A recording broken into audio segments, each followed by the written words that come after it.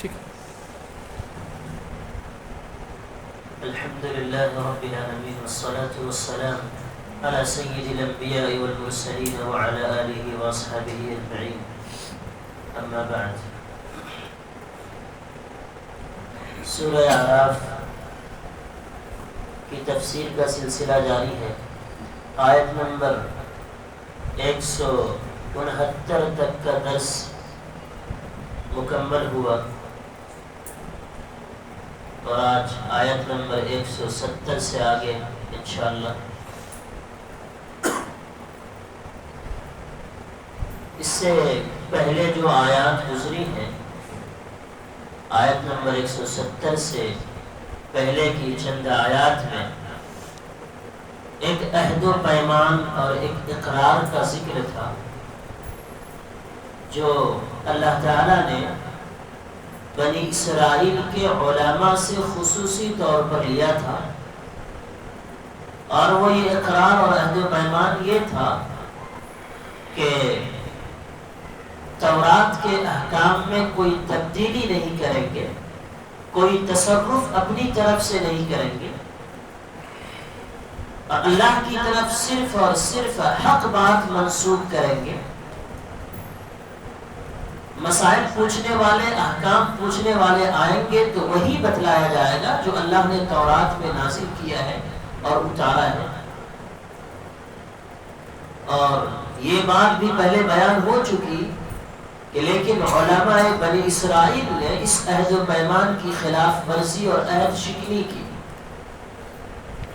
اہل مقصد اور اہل غرض سے رشوتیں لے کر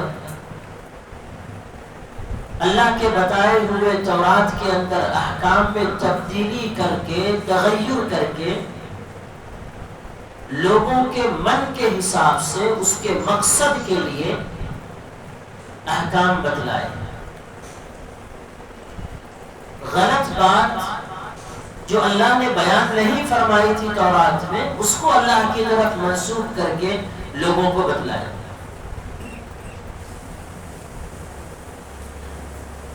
لیکن ان میں سب لوگ ایسے نہیں تھے، بلکہ بعض بندے اچھے بھی تھے، دیندار تھے، صالح تھے. چنانچہ انہوں نے تورات کے احکام کی مکمل پابندی کی اور لوگوں نے بھی ان سے پوچھا تو انہوں نے وہی بتلایا جو اللہ تعالیٰ نے فرمایا تھا. چنانچہ آیت نمبر جو 170 ہے وہ پچھلی آیات میں جو باتیں بیان کی گئی تھی اس کو مکمل کرنے کے لیے ہے. اللہ فرماتے ہیں اعوذ باللہ من الشیطان الرجیم والذین یمسکون بالکتاب واقاموا الصلاة انا لا نضيع اجر المصلحین. اور جو لوگ کتاب کو مضبوطی سے تھامتے ہیں اور نماز قائم کرتے ہیں تو ہم ایسے اصلاح کرنے والوں کا اجر ضائع نہیں کرتے. یہ جو آیت ہے، یہ آیت پچھلی آیات میں جو باتیں بتائی گئی ہیں اس کو مکمل کرنے کے لیے، جیسا میں نے عرض کیا کہ علماء بنی اسرائیل میں یہ سب لوگ ویسے نہیں تھے جو اللہ کی کتابوں میں، اللہ کی کتاب میں تبدیلی اور تصرف کر کے غلط مطلب لوگوں کو بتاتے تھے، بلکہ کچھ اچھے بھی تھے جو احکام تورات کے مکمل پابند تھے. تو اللہ تعالیٰ نے ان لوگوں کے بارے میں فرمایا کہ جو لوگ کتاب کی پابندی کرتے ہیں، یعنی کتاب کے احکام پر عمل کرتے ہیں اور نماز کو قائم کرتے ہیں، جن لوگوں نے ایمان اور عمل دونوں فرض ادا کر کے اپنی اصلاح کر لی ہے، ہم ایسے لوگوں کے اجر کو ضائع نہیں کرتے، ہم ان کو پورا بدلہ دیں گے. اس آیت کریمہ میں چند پوائنٹ سے ہیں جو قابل غور ہیں. پہلی بات تو یہ ہے کہ اس آیت میں جو کتاب کا ذکر فرمایا، جو لوگ کتاب کے احکام پر مضبوطی کے ساتھ کاربند رہتے ہیں، تو کتاب سے مراد تورات ہے. جیسا کہ میں نے عرض کیا کہ اس آیت کا تعلق پچھلی آیات سے، جس میں اللہ نے عہد لیا تھا کہ تورات کے احکام میں تبدیلی نہیں کی جائے گی۔ دوسرے یہ بھی ممکن ہے کہ کتاب سے مراد تمام آسمانی کتابیں ہوں، تورات، انجیل، قرآن وغیرہ۔ ایک تو بات یہ۔ دوسری بات یہ کہ اللہ تعالیٰ کی کتاب کو صرف اپنے پاس احتیاط اور تعظیم کے طور پر رکھ لینا، برکت کے طور پر صرف گھر میں سجا کے رکھ لینا، یہ اس سے کوئی مقصد حاصل نہیں ہوتا ہے، بلکہ اللہ نے جو کتاب اتاری ہے، کتاب اللہ کے اتارنے کا مقصد اس کتاب میں جو احکام بیان کیے گئے ہیں اس کو مان کر عمل کرنا ہے۔ کتاب اللہ کا مقصد کتاب میں بیان کیے ہوئے احکام کو مان کر عمل کرنا، یہ مقصود اور مطلوب ہے۔ لہذا صرف کتاب کو برکت کے طور پر رکھ لینا، احتیاط کے طور پر رکھ لینا، صرف اس کو تعظیم کے طور پر گھروں میں سجا کر کے رکھ لینا، اپنے پاس رکھ لینا، اس سے کتاب اللہ کا مقصد حاصل نہیں ہوتا۔ چنانچہ اللہ تعالیٰ نے قرآن کریم کی اس آیت میں یہ نہیں فرمایا کہ جو لوگ اللہ کی کتابوں کو رکھے رہتے ہیں، جو لوگ اللہ کی کتابوں کو پڑھتے ہیں، ہم اس کا اجر ضائع نہیں کریں گے، بلکہ اللہ نے یہ فرمایا وَالَّذِينَ يُمَسِّكُونَ بِالْكِتَابِ، جو کتاب کو مضبوطی سے تھامے رہتے ہیں۔ کتاب کو مضبوطی سے تھامنے کا مطلب اس کتاب میں جو احکامات بیان کیے گئے ہیں ان احکامات کی تعمیل اور پابندی کرتے ہیں، تو کتاب کا مقصد حاصل ہوگا۔ عجیب حالات لوگوں کے ہیں۔ یہ کتاب جو آخری کتاب قرآن کریم بطور ہدایت کے انسانوں کے لیے نازل کی گئی ہے، طاقوں میں سجانے کے لیے رہ گیا ہے، مسلمانوں صرف تعظیم کرنے کے لیے رہ گیا ہے، برکت کے طور پر گھروں میں رکھنے کے لیے رہ گیا ہے، کبھی کبھار سال میں ایک دو بار توفیق مل جاتی ہے۔ اس سے کتاب اللہ کا مقصد حاصل نہیں ہوگا۔ کتاب ہدایت ہے، اور ہدایت اس وقت کتاب سے ملے گی جبکہ اس کتاب کے احکام کو زندگی میں اتارا جائے، اللہ کیا بتلا رہے ہیں جان جان کر اس پر عمل کیا جائے، تو کتاب اللہ کا مقصد حاصل ہوگا۔ اور تیسری بات جو قابل غور ہے اس آیت میں، تیسرا پوائنٹ ہے وہ یہ کہ اللہ نے فرمایا کتاب کو جو کتابوں کے احکام، کتاب کے احکام کی پابندی کرتے اور نماز کو قائم کرتے ہیں۔ تورات میں سینکڑوں احکام بیان کیے گئے تھے، لیکن ان تمام احکامات میں سے صرف نماز کا تذکرہ اللہ نے کیوں فرمایا کہ جو لوگ کتاب کے احکام کی تعمیل کرتے اور نماز کو قائم کرتے ہیں ہم اس کا اجر ضائع نہیں کریں گے۔ نماز کو خاص طور سے کیوں بیان کیا گیا؟ اس سے اس بات کی طرف اشارہ ملتا ہے، اللہ نے جو خاص طور سے صرف نماز کا تذکرہ فرمایا اعمال میں، اس سے اس بات کی طرف اشارہ ملتا ہے کہ کتاب اللہ کے احکام میں سب سے اعلیٰ، سب سے ارفع اور سب سے افضل نماز ہے۔ نماز سے آدمی کے فرما بردار ہونے اور نافرمان ہونے کی پہچان ہوتی ہے۔ یہ فرما بردار ہے کہ نافرمان، یہ پہچان نماز سے ہوتی ہے۔ دیندار ہے کہ بے دین، یہ پہچان نماز سے ہوتی ہے۔ چنانچہ اللہ کے رسول صلی اللہ علیہ وسلم نے حدیث میں ارشاد فرمایا الصلاة عماد الدین فمن اقامها اقام الدین ومن هدمها هدم الدین۔ نماز دین کا عمود اور ستون ہے، نبی نے فرمایا جس نے نماز کو قائم کیا اس نے اسلام کی بنیاد کو قائم اور کھڑی رکھا، اور جس نے نماز کو ضائع کیا، برباد کیا، نماز نہیں پڑھی، اس نے دین کی بنیاد کو گرا دیا، دین کے ستون کو گرا دیا، دین کو ڈھا دیا۔ تو کتاب اللہ کے احکام میں سب سے اعلیٰ اور افضل نماز ہے، اس لیے اللہ نے اس کا ذکر فرمایا۔ اور پھر یہ کہ ایک آدمی چاہے وہ کتنے بھی وظائف پڑھتا ہو، تسبیحات کتنے بھی جپتا ہو، لیکن اگر اس کی زندگی میں نماز نہیں ہے، چاہے کتنے بھی کرامات کا صدور اس سے ہو جائے، وہ اپنے آپ کو صاحب کشف سمجھتا ہو، اور لوگ اس کو صاحب کشف کہتے ہوں، لیکن اگر اس کی زندگی میں نماز نہیں ہے تو اللہ کے نزدیک اس کی کچھ حیثیت اور حقیقت نہیں ہے، اسے دیندار نہیں سمجھا جائے گا، اسے اللہ کا فرما بردار نہیں سمجھا جائے گا۔ بیچ میں بات آ جاتی ہے تو بتا دیتا ہوں، بعض لوگ جو بہت سی مرتبہ روحانی علاج کے لیے کچھ روحانی معالج کے پاس جاتے ہیں، نہ تو نماز کی پابندی ہے نہ کچھ، نماز ہو رہی ہوتی ہے اور یہ اپنے جھاڑ پھول میں مصروف رہتے ہیں، بلکہ بعضوں کا واقعہ تو اپنے کانوں سے ایسا سنا کہ وہ یہ کہتے ہیں، جب لوگ ان سے کہتے ہیں کہ ارے ہم جب نماز پڑھتے ہیں تو بہت تکلیف ہونے لگتی ہے، تو بعض اس میں سے ایسے ناہنجار قسم کے وہ یہ کہتے ہیں کہ نماز سٹاپ کر دو، تکلیف دور ہو جائے گی۔ کیسے وہاں سے آپ کو شفا مل سکتی ہے اور کیسے جی کرتا ہے ان کے پاس جانے کا، جو نمازوں کو ضائع کرے بلکہ نماز کے ضائع کرنے کو بتلائے اور اس کے پاس علاج کے لیے جایا جائے اور پھر اس کی باتوں پر عمل کیا جائے۔ اللہ کی پناہ، توبہ کرنا چاہیے، توبہ کرنا چاہیے، اور ان کو بھی توبہ کروانا چاہیے جو ایسا کرتے ہیں۔ تو فرما بردار نافرمان کی پہچان ہوتی ہے نماز کے ذریعے سے، اور میں نے کہا کہ اس کی کوئی حقیقت نہیں ہے۔ تفسیر کی کتابوں میں لکھا گیا ایک آدمی ہے، اس سے بہت سے کرامات کا ظہور ہو رہا ہے، وہ اپنے آپ کو صاحب کشف سمجھتا اور لوگ صاحب کشف اس کو سمجھتے ہیں، اور وہ کہتا ہے کہ اللہ کی طرف سے ہمارے دل پر بات اترتی ہے، کشف ہوتا ہے، لیکن نماز کا پابند نہیں ہے، اللہ کے نزدیک اس کی کوئی حقیقت اور کوئی حیثیت نہیں۔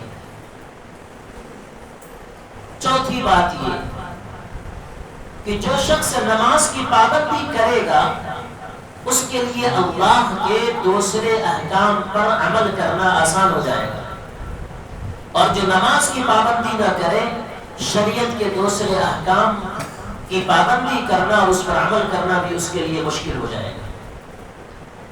اس لیے خاص طور سے اللہ تبارک و تعالیٰ نے قرآن کریم کی اس آیت میں نماز کا تذکرہ فرمایا ہے۔ آگے کی آیت میں بھی بنی اسرائیل ہی کے خاص عہد و پیمان کا ذکر ہے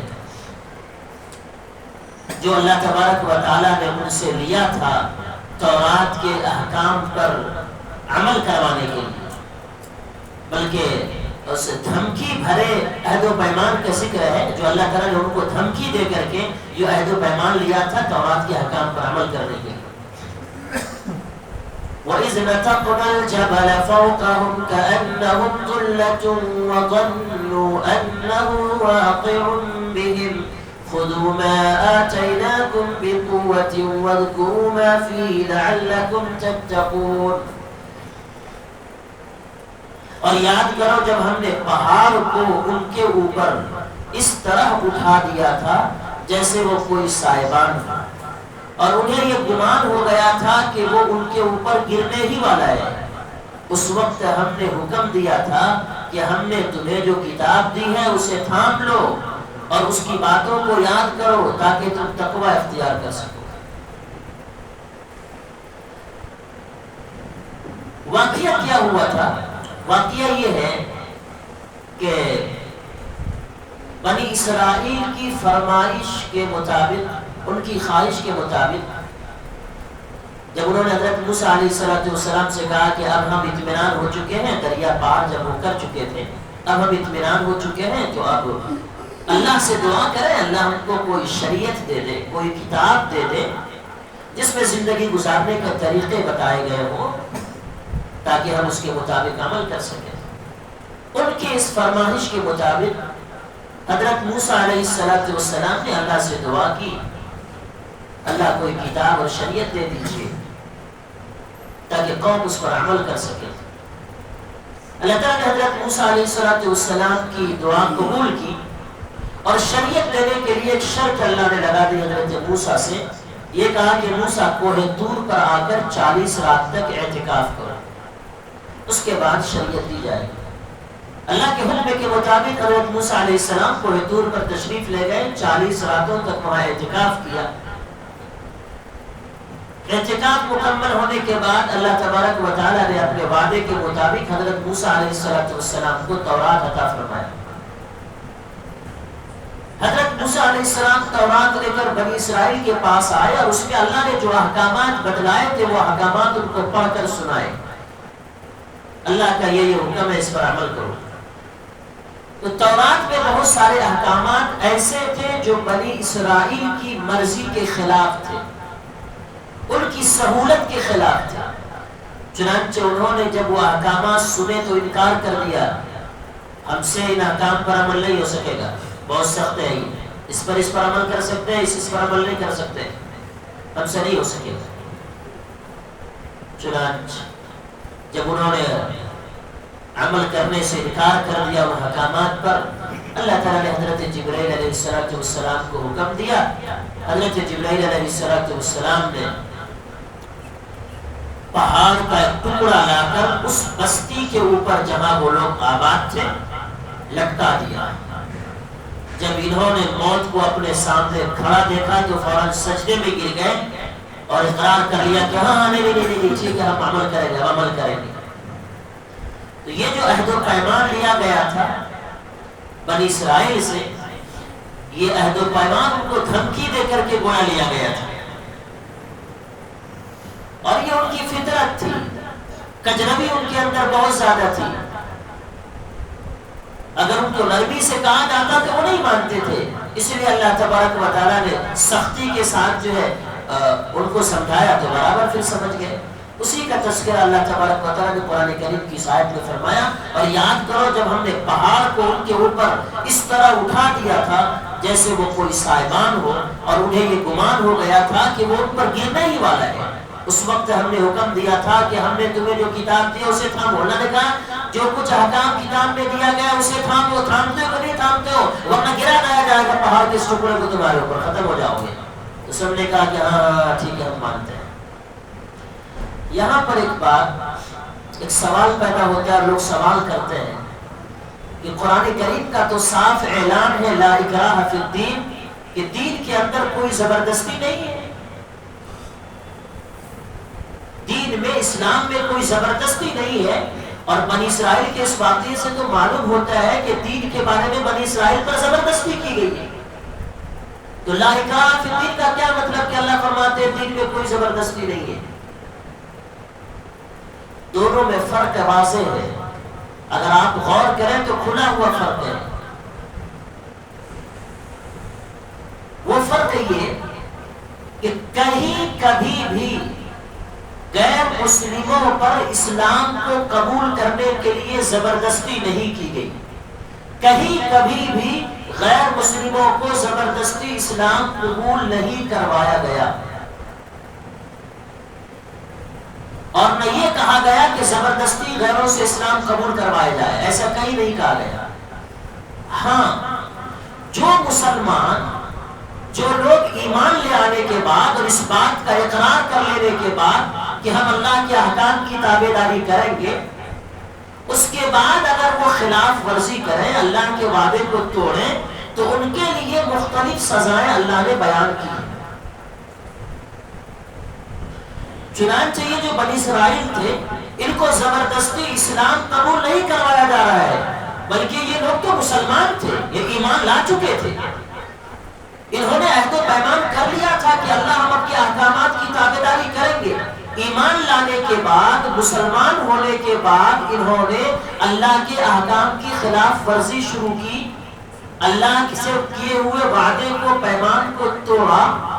تو ان کو عمل کروانے کے لیے اللہ نے اپنے احکام کی پابندی کروانے کے لیے زبردستی کی ہے، نہ یہ کہ ایمان لانے کے لیے. اس سے معلوم ہوا کہ قرآن کریم کی وہ جو آیت ہے لا اکراہ فی الدین، دین میں کوئی زبردستی نہیں ہے، وہ آیت غیر مسلموں کے بارے میں ہے کہ غیر مسلموں کو ایمان لانے پر زبردستی نہیں کی جائے، جبراً اس کو اسلام قبول نہیں کروایا جائے. لیکن اگر کوئی مسلمان ہے، مسلمان ایمان لانے کے بعد اگر وہ عہد و پیمان کو توڑتا ہے، وہ خلاف ورزی کرتا ہے، تو اس کو سزا بھی دی جائے گی، جیسا کہ اللہ تعالیٰ نے سزائیں مختلف بیان فرمائی. اللہ کے احکام کو توڑے تو اس کے مطابق اس کا جرم ثابت ہو جائے تو اس پر حد جاری کی جائے گی.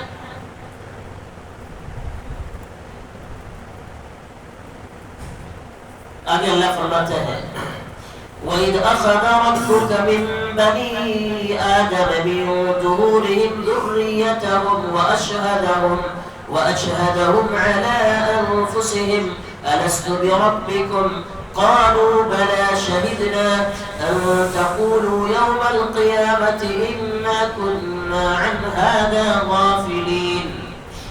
اور اے رسول لوگوں کو وہ وقت یاد دلاؤ جب تمہارے پروردگار نے آدم کے بیٹوں کی پشت سے ان کی ساری اولاد کو نکالا تھا اور ان کو خود اپنے اوپر گواہ بنایا تھا اور پوچھا تھا کیا میں تمہارا رب نہیں ہوں؟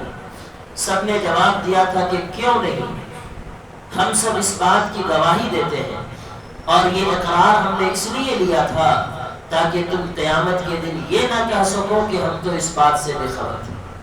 اس آیت کریمہ میں جس عہد لینے کا ذکر ہے، جس وعدے کا ذکر ہے، حدیث میں اس کی تشریح یہ آئی ہے کہ اللہ تعالیٰ نے حضرت آدم علیہ السلام کو پیدا کرنے کے بعد ان کی پشت سے جتنے انسان پیدا ہونے والے تھے سب کو ایک جگہ اس طرح سے جمع فرمایا تھا کہ وہ سب کے سب چونٹیوں کے برابر جسم کے تھے، چونٹیوں کے برابر جسم رکھتے تھے۔ اللہ تعالیٰ نے سب کو اس طرح سے جمع فرمایا حضرت آدم کو پیدا کرنے کے بعد، جتنے انسان پیدا ہونے والے تھے حضرت آدم کی پشت سے، ان سب کو اس طرح جمع کرنے کے بعد اللہ تعالیٰ نے پھر ان سے یہ عہد لیا کہ کیا وہ اللہ تعالیٰ کو اپنا رب مانتے ہیں؟ کیا تم سب ہم کو اپنا رب مانتے ہو؟ اللہ نے یہ وعدہ لیا، سب نے اقرار کیا کہ بے شک ہم اللہ کو، ہم آپ کو اپنا رب مانتے ہیں۔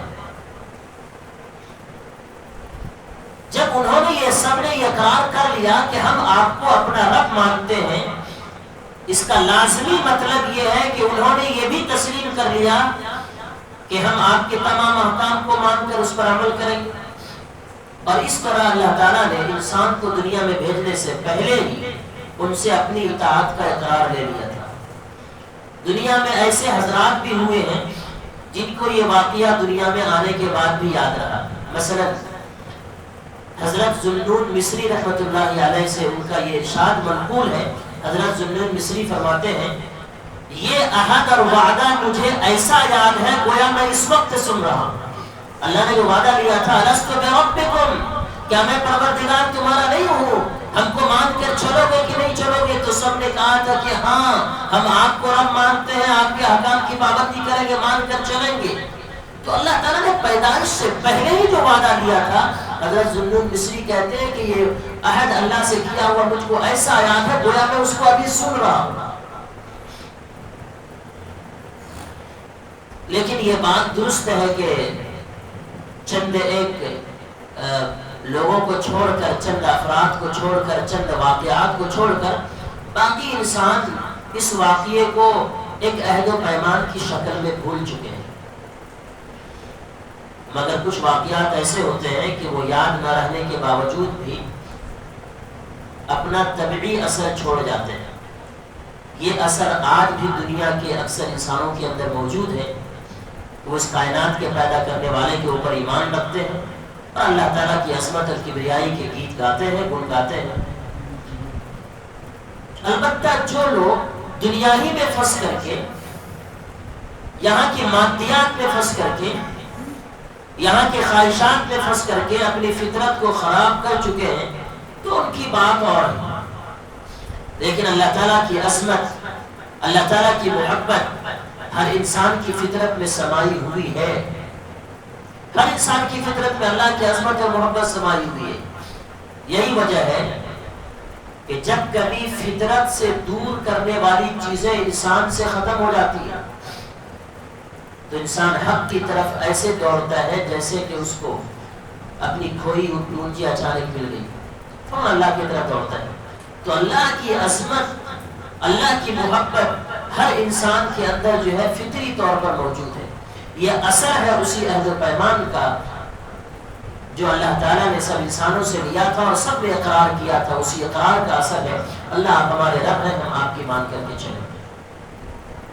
اللہ تبارک و تعالیٰ ہم نے جو عہد و پیمان اللہ سے لیا تھا، اللہ تعالیٰ اس عہد کے مطابق ہم سب کو قائم رکھے، ہم سب شریعت کے پابند بن کر کے زندگی بسر کریں، دنیا کے جھمیلوں کو، دنیا کی ساری چیزوں کو اپنا مقصود اور مطلوب نہ سمجھیں، اصل مقصد تو آخرت ہے، اور ہم سب کو اللہ کے پاس جانا ہے، آخرت میں جا کر حساب دینا ہے۔ اللہ تعالیٰ عمل کی توفیق عطا کرے۔